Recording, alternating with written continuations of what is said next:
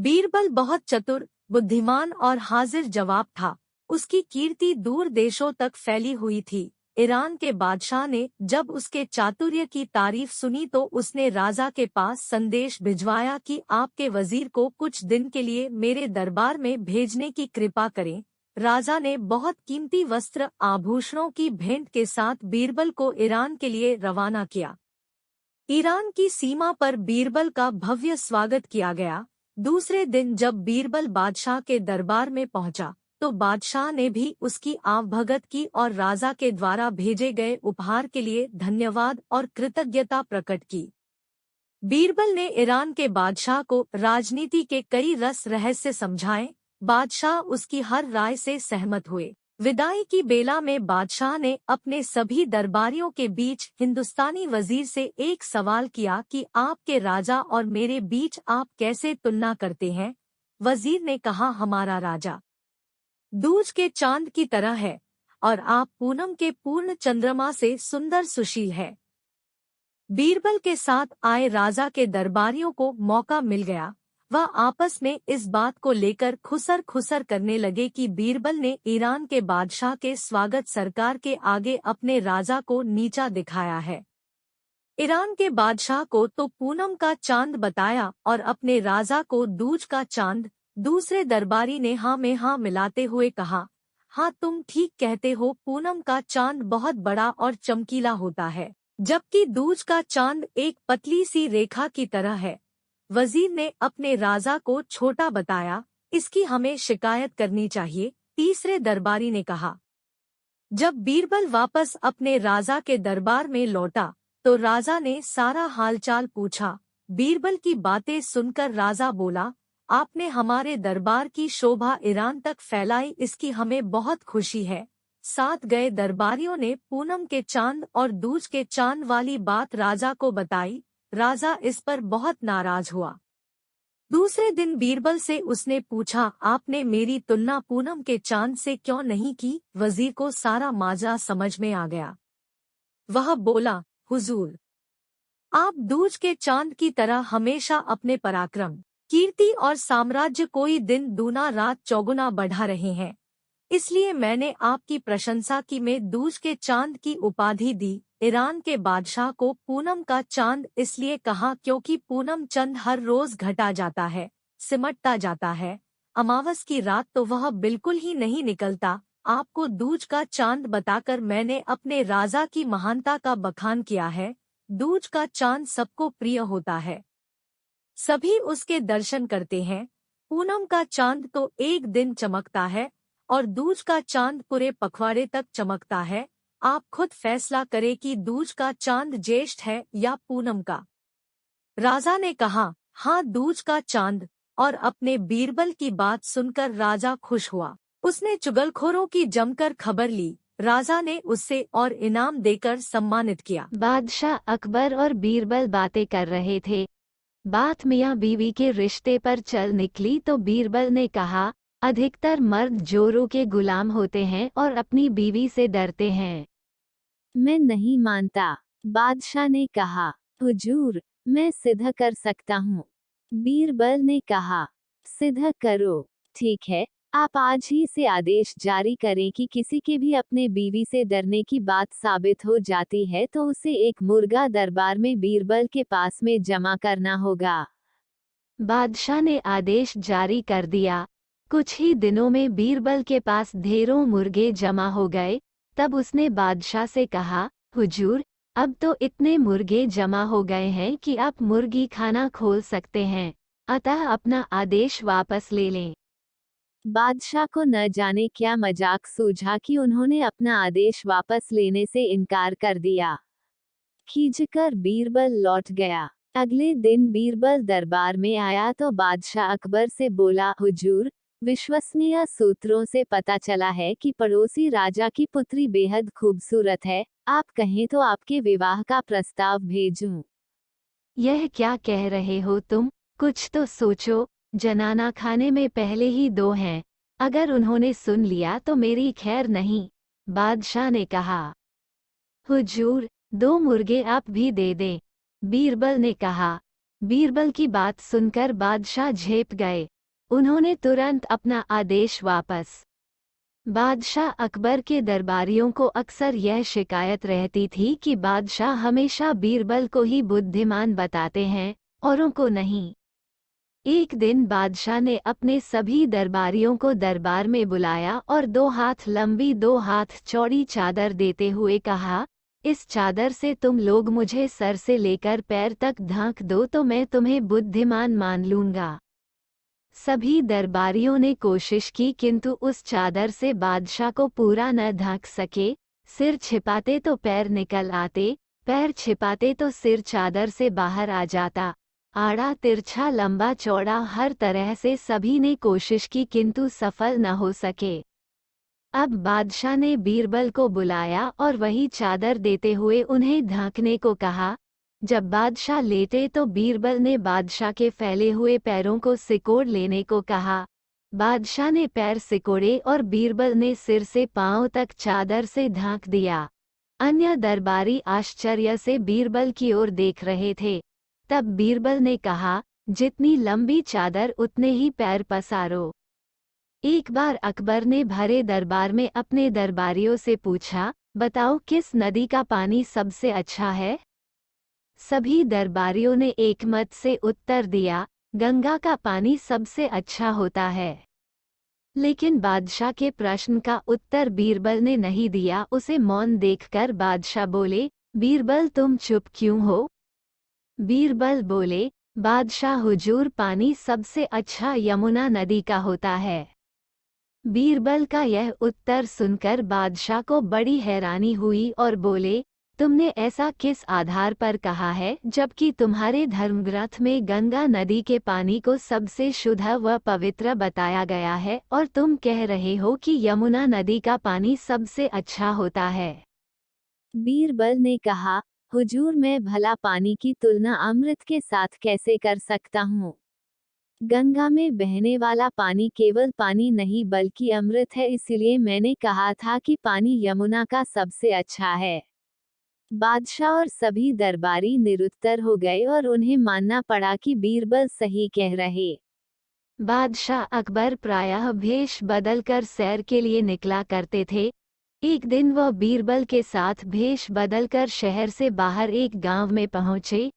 वहां बादशाह ने देखा कि एक कुत्ता रोटी के टुकड़े को, जो कई दिनों की हो जाने की वजह से सूख कर काली पड़ गई थी, चबा चबा कर खा रहा था। अचानक बादशाह को दिल लगी करने की सूझी।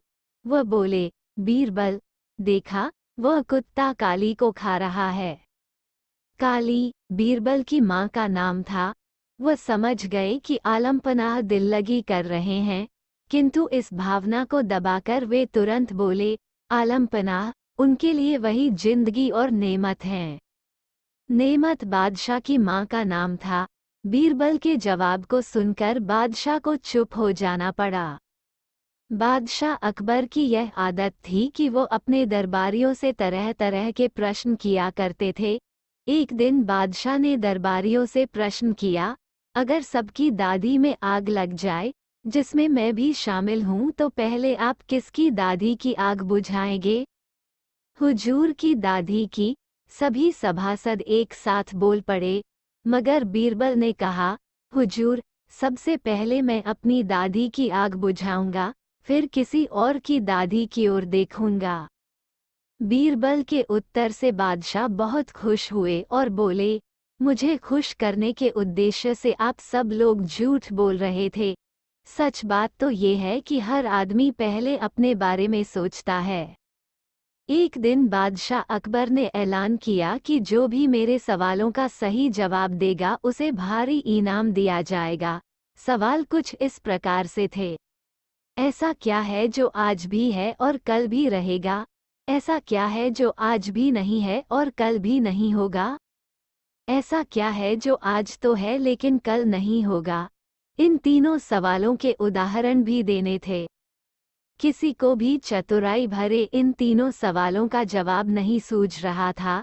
तभी बीरबल बोला, हुजूर आपके सवालों का जवाब मैं दे सकता हूँ, लेकिन इसके लिए आपको मेरे साथ शहर का दौरा करना होगा।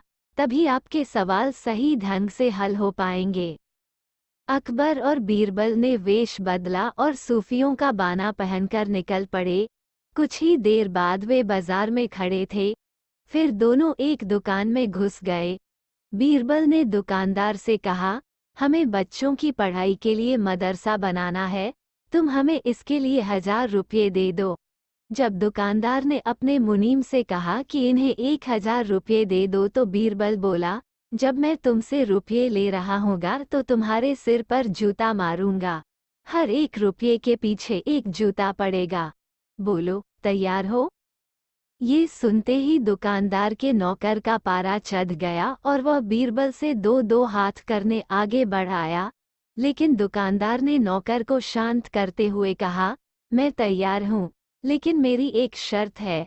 मुझे विश्वास दिलाना होगा कि मेरा पैसा इसी नेक काम पर खर्च होगा। ऐसा कहते हुए दुकानदार ने सिर झुका दिया और बीरबल से बोला कि जूता मारना शुरू करें।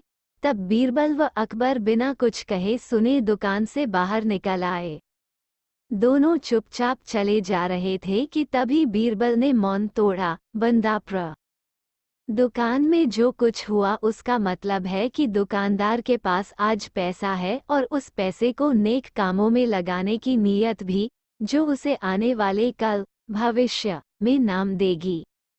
इसका एक मतलब यह भी है कि अपने नेक कामों से वह जन्नत में अपनी जगह पक्की कर लेगा। आप इसे यूं भी कह सकते हैं कि जो कुछ उसके पास आज है, कल भी उसके साथ होगा। यह आपके पहले सवाल का जवाब है। फिर वे चलते हुए एक भिखारी के पास पहुंचे। उन्होंने देखा कि एक आदमी उसे कुछ खाने को दे रहा है और वो खाने का सामान उस भिखारी की जरूरत से कहीं ज्यादा है। तब बीरबल उस भिखारी से बोला, हम भूखे हैं, कुछ हमें भी दे दो खाने को। ये सुनकर भिखारी बरस पड़ा, भागो यहाँ से, जाने कहाँ से आ जाते हैं मांगने। तब बीरबल बादशाह से बोला, ये रहा हुजूर आपके दूसरे सवाल का जवाब। ये भिखारी ईश्वर को खुश करना नहीं जानता। इसका मतलब ये है कि जो कुछ इसके पास आज है, वो कल नहीं होगा। दोनों फिर आगे बढ़ गए। उन्होंने देखा कि एक तपस्वी पेड़ के नीचे तपस्या कर रहा है। बीरबल ने पास जाकर उसके सामने कुछ पैसे रखे। तब वह तपस्वी बोला, इसे हटाओ यहाँ से, मेरे लिए ये बेईमानी से पाया गया पैसा है, ऐसा पैसा मुझे नहीं चाहिए। अब बीरबल बोला, हुजूर, इसका मतलब ये हुआ कि अभी तो नहीं है लेकिन बाद में हो सकता है। आज ये तपस्वी सभी सुखों को नकार रहा है, लेकिन कल यही सब सुख इसके पास होंगे। और हुजूर, चौथी मिसाल आप खुद हैं। पिछले जन्म में आपने शुभ कर्म किए थे जो यह जीवन आप शानो शौकत के साथ बिता रहे हैं, किसी चीज की कोई कमी नहीं। यदि आपने इसी तरह ईमानदारी और न्यायप्रियता से राज करना जारी रखा तो कोई कारण नहीं कि यह सब कुछ कल भी आपके पास न हो। लेकिन यह न भूलें कि यदि आप राह भटक गए तो कुछ साथ नहीं रहेगा। अपने सवालों के बुद्धिमत्तापूर्ण चतुराई भरे जवाब सुनकर बादशाह अकबर बेहद खुश हुए। अकबर बीरबल की हाजिर जवाबी के बड़े कायल थे। एक दिन दरबार में खुश होकर उन्होंने बीरबल को कुछ पुरस्कार देने की घोषणा की, लेकिन बहुत दिन गुजरने के बाद भी बीरबल को पुरस्कार की प्राप्त नहीं हुई। बीरबल बड़ी ही उलझन में थे कि महाराज को याद दिलाएं तो कैसे। एक दिन महाराजा अकबर यमुना नदी के किनारे शाम की सैर पर निकले। बीरबल उनके साथ था। अकबर ने वहां एक ऊंट को घूमते देखा। अकबर ने बीरबल से पूछा, बीरबल बताओ, ऊंट की गर्दन मुड़ी क्यों होती है? बीरबल ने सोचा महाराज को उनका वादा याद दिलाने का यह सही समय है। उन्होंने जवाब दिया, महाराज, यह ऊंट किसी से वादा करके भूल गया है, जिसके कारण ऊंट की गर्दन मुड़ गई है। महाराज, कहते हैं कि जो भी अपना वादा भूल जाता है तो भगवान उनकी गर्दन ऊंट की तरह मोड़ देता है। यह एक तरह की सजा है। तभी अकबर को ध्यान आता है कि वो भी तो बीरबल से किया अपना एक वादा भूल गए हैं। उन्होंने बीरबल से जल्दी से महल में चलने के लिए कहा और महल में पहुंचते ही सबसे पहले बीरबल को पुरस्कार की धनराशि उसे सौंप दी और बोले, मेरी गर्दन तो ऊंट की तरह नहीं मुड़ेगी बीरबल। और यह कहकर अकबर अपनी हंसी नहीं रोक पाए। और इस तरह बीरबल ने अपनी चतुराई से बिना मांगे अपना पुरस्कार राजा से प्राप्त किया। बीरबल एक ईमानदार तथा धर्मप्रिय व्यक्ति था। वह प्रतिदिन ईश्वर की आराधना बिना नागा किया करता था। इससे उसे नैतिक व मानसिक बल प्राप्त होता था। वह अक्सर कहा करता था कि ईश्वर जो कुछ भी करता है मनुष्य के भले के लिए ही करता है।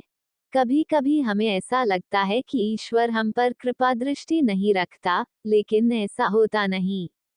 कभी कभी तो उसके वरदान को भी लोग शाप समझने की भूल कर बैठते हैं। वो हमको थोड़ी पीड़ा इसलिए देता है ताकि बड़ी पीड़ा से बच सकें। एक दरबारी को बीरबल की ऐसी बातें पसंद न आती थीं। एक दिन वही दरबारी दरबार में बीरबल को संबोधित करता हुआ बोला, देखो ईश्वर ने मेरे साथ क्या किया। कल शाम को जब मैं जानवरों के लिए चारा काट रहा था तो अचानक मेरी छोटी उंगली कट गई। क्या अब भी तुम यही कहोगे कि ईश्वर ने मेरे लिए यह अच्छा किया है? कुछ देर चुप रहने के बाद बोला बीरबल, मेरा अब भी यही विश्वास है, क्योंकि ईश्वर जो कुछ भी करता है मनुष्य के भले के लिए ही करता है। सुनकर वह दरबारी नाराज हो गया कि मेरी तो उंगली कट गई और बीरबल को इसमें भी अच्छाई नजर आ रही है, मेरी पीड़ा तो जैसे कुछ भी नहीं। कुछ अन्य दरबारियों ने भी उसके सुर में सुर मिलाया। तभी बीच में हस्तक्षेप करते हुए बादशाह अकबर बोले, बीरबल हम भी अल्लाह पर भरोसा रखते हैं, लेकिन यहाँ तुम्हारी बात से सहमत नहीं। इस दरबारी के मामले में ऐसी कोई बात नहीं दिखाई देती जिसके लिए उसकी तारीफ की जाए। बीरबल मुस्कराता हुआ बोला, ठीक है जहाँपनाह, समय ही बताएगा। अब 3 महीने बीत चुके थे। वह दरबारी जिसकी उंगली कट गई थी घने जंगल में शिकार खेलने निकला हुआ था। एक हिरन का पीछा करते वह भटककर आदिवासियों के हाथों में जा पड़ा।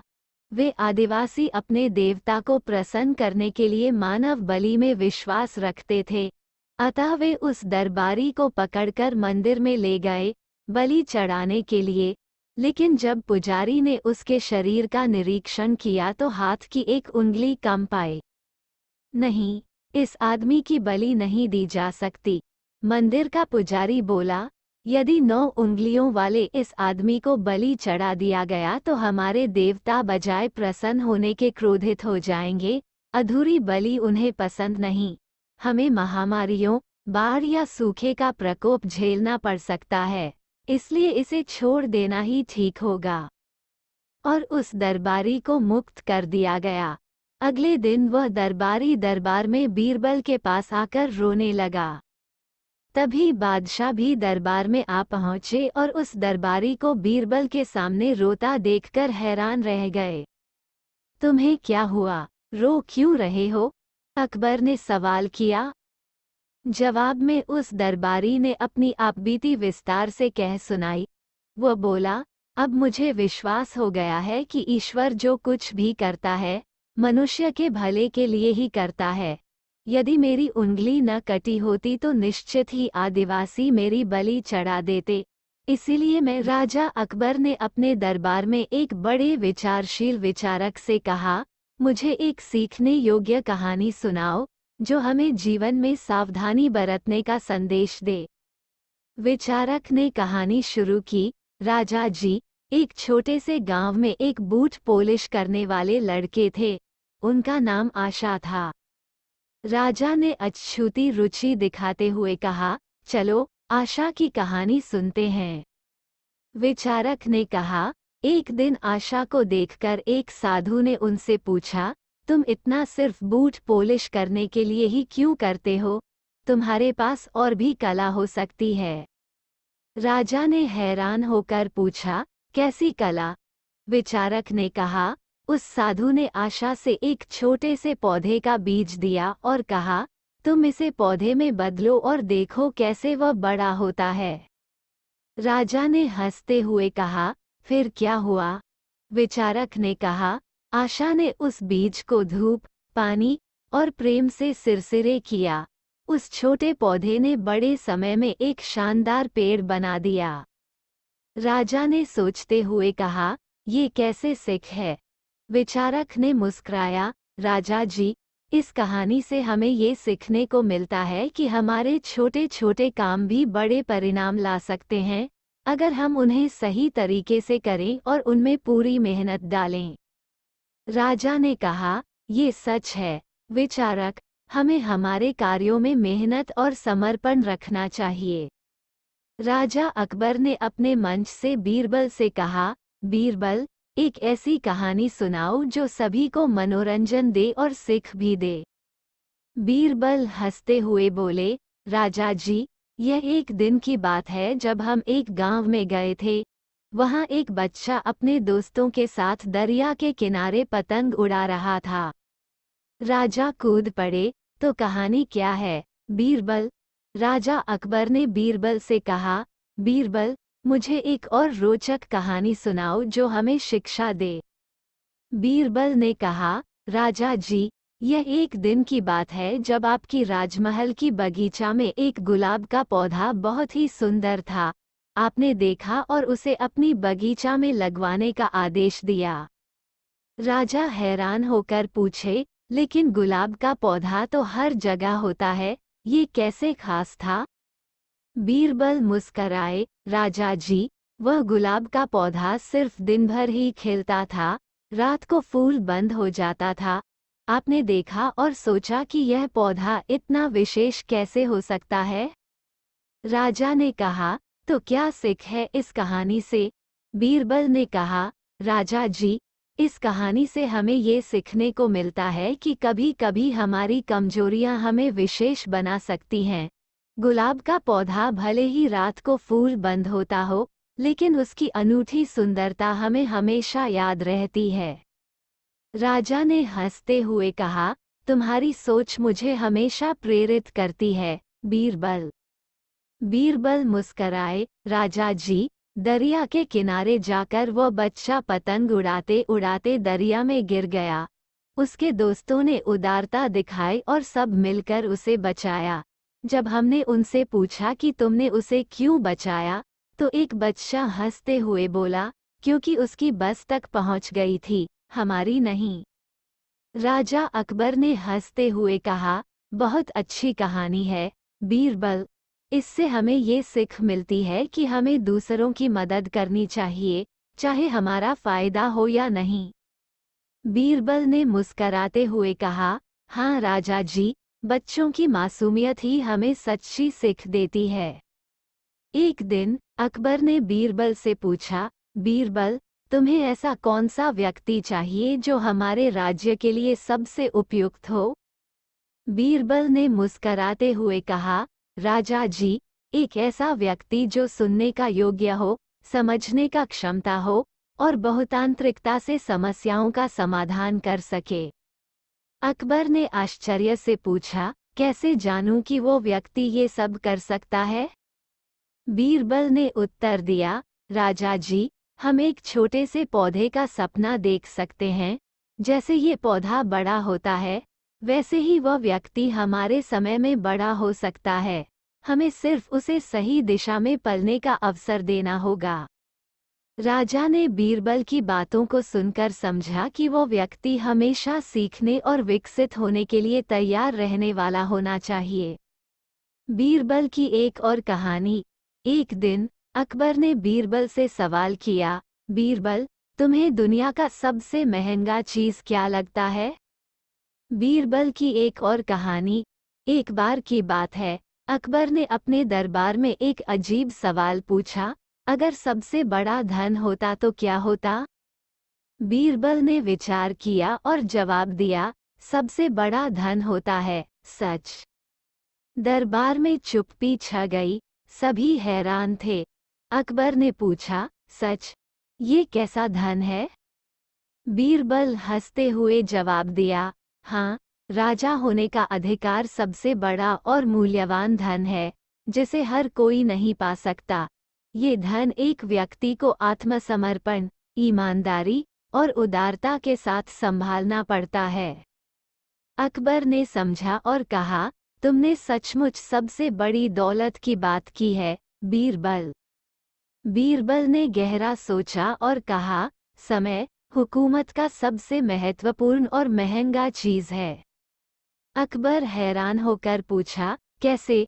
बीरबल ने उत्तर दिया, समय का कोई मोल नहीं होता, लेकिन हर हुकूमती व्यक्ति के लिए ये सबसे कीमती है। समय बिताना, उसे सही तरीके से नियंत्रित करना और सही दिशा में इस्तेमाल करना हर किसी के बस की बात नहीं होती। अकबर ने मुस्कराते हुए कहा, तुमने सही कहा, बीरबल, समय ही सबसे बड़ी दौलत है। बादशाह अकबर ने बीरबल से पूछा, अगर तुम एक हफ्ते में अपने आप को कोई भी रूप में बदल सकते हो, तो कैसे बदलोगे? बीरबल ने मुस्कराते हुए कहा, जहां भी आप हों, वहीं रहूंगा, क्योंकि आपकी सेवा करना मेरा सबसे बड़ा रूप है। अकबर ने हंसते हुए कहा, तुम सचमुच बुद्धिमान हो, बीरबल। अकबर बीरबल की एक प्रसिद्ध कहानी में, एक दिन अकबर ने बीरबल से पूछा कि क्या वह उसे एक नीले घोड़े की खोज करके ला सकता है। बीरबल ने आशीर्वाद मांगने के बाद उससे थोड़ी देर के लिए अलग हो गए और फिर वापस आकर एक नीले घोड़े के साथ आए। अकबर हैरान होकर पूछा, तुमने ये कैसे किया? बीरबल ने कहा, राजा, एक नीले घोड़े को ढूंढना इतना कठिन नहीं, लेकिन राजा, इस नीले घोड़े की तो एक ही आंख है। इसके बाद बीरबल ने अकबर को सिखाया कि हर समस्या का समाधान सोचने और विवेचन के माध्यम से ही मिलता है। बीरबल की यह कहानी अकबर को न सिर्फ हंसी में डाल देने वाली थी, बल्कि ये दिखाती थी कि बुद्धिमत्ता और विवेचना से समस्याओं का समाधान संभव है। इसके बाद राजा अकबर ने बीरबल की समझदारी की सराहना की और उनका मानवाधिकार के मामलों में महत्वपूर्ण सलाहकार बना रखा। इस कहानी से हमें ये सीखने को मिलता है कि कभी-कभी समस्याएं हल करने के लिए हमें आलस्य नहीं करना चाहिए और बुद्धिमत्ता से सोचकर समाधान निकालना चाहिए। इस घटना भी ने बीरबल की अकलनीय बुद्धिमत्ता को प्रमोट किया और उसे अकबर के दरबार में एक अद्वितीय व्यक्ति बना दिया। बीरबल का संबोधन समझदार, चतुर और सोचने की क्षमता के साथ होता था, जिससे उन्होंने अकबर के साथी और मार्गदर्शक के रूप में अपनी जगह बना ली। यह नहीं केवल एक किस्से की गाथा थी, बल्कि एक शिक्षा भी, जो हमें ये बताती है कि समस्याओं का सामना सही सोच और निर्णय के साथ कैसे किया जा सकता है। बीरबल की दृढ़ता और समझदारी ने उसे राजा अकबर के दरबार में अद्वितीय बना दिया। उसके विचार और निर्णयों ने सिखाया कि बुद्धिमानी से समस्याओं का समाधान निकालना संभव है। बीरबल ने अकबर को न केवल हंसी में बहलाया, बल्कि अपनी विद्वत्ता से भी उसका मार्गदर्शन किया। इस कहानी से हमें ये सीखने को मिलता है कि बुद्धिमानी और विवेचना से भरी दृढ़ता ही सही दिशा में आगे बढ़ने का कुंजी है। बीरबल की यह कहानी हमें ये याद दिलाती है कि समस्याओं का समाधान हमारी सोच और सामर्थ्य पर निर्भर करता है। इस घटना के बाद बीरबल की सोचने की क्षमता और उनका तेज बुद्धि आम जनता के बीच में भी प्रसिद्ध हुई। लोग उनसे सीखने लगे और उनके विचारों का सम्मान करने लगे। बीरबल ने न केवल अकबर की सेवा की, बल्कि समाज को भी एक उदाहरण प्रस्तुत किया कि बुद्धिमान और सोचने के लिए तैयार व्यक्ति किसी भी समस्या का समाधान निकाल सकता है। बीरबल की कहानियां हमें नैतिक शिक्षा देने वाली हैं और उनकी गुणवत्ता ने उन्हें एक महान व्यक्ति बना दिया। इससे स्पष्ट होता है कि विवेकपूर्ण निर्णय और योजना के साथ आगे बढ़ना हमें जीवन में सफलता की दिशा में मदद कर सकता है। बीरबल की दास्तानें हमें सिखाती हैं कि बुद्धिमानी, समझदारी और सही समय पर सही निर्णय लेना हमें समस्याओं का सही समाधान निकालने में मदद कर सकता है। उनकी कहानियां हमें ये भी बताती हैं कि सच्ची बुद्धिमानी से ही व्यक्ति अद्वितीयता की ऊंचाइयों तक पहुंच सकता है। बीरबल ने अपनी आदर्श व्यक्तित्व से हमें ये सिखाया कि जीवन में सही मार्ग पर चलने के लिए हमें सतत प्रयासशील रहना चाहिए और हमें हमेशा सच्चाई और नैतिकता का पालन करना चाहिए। बीरबल के कार्यों और उनकी कहानियों से हमें ये शिक्षा मिलती है कि अच्छी बुद्धिमानी और विचारशीलता से नहीं सिर्फ व्यक्ति का ही भला होता है, बल्कि समाज और राष्ट्र का भी। बीरबल ने अपनी उदारता, नैतिकता और बुद्धिमानी से एक अद्वितीय स्थान बनाया और हमें ये दिखाया कि सही मार्गदर्शन से जीवन को कैसे सरल और सहारा देने वाला बना जा सकता है। उनकी कहानियां हमें ये याद दिलाती हैं कि शिक्षा, सोचने की क्षमता और नैतिक मूल्यों का पालन हमें अद्वितीयता और समृद्धि की ऊंचाइयों तक पहुंचा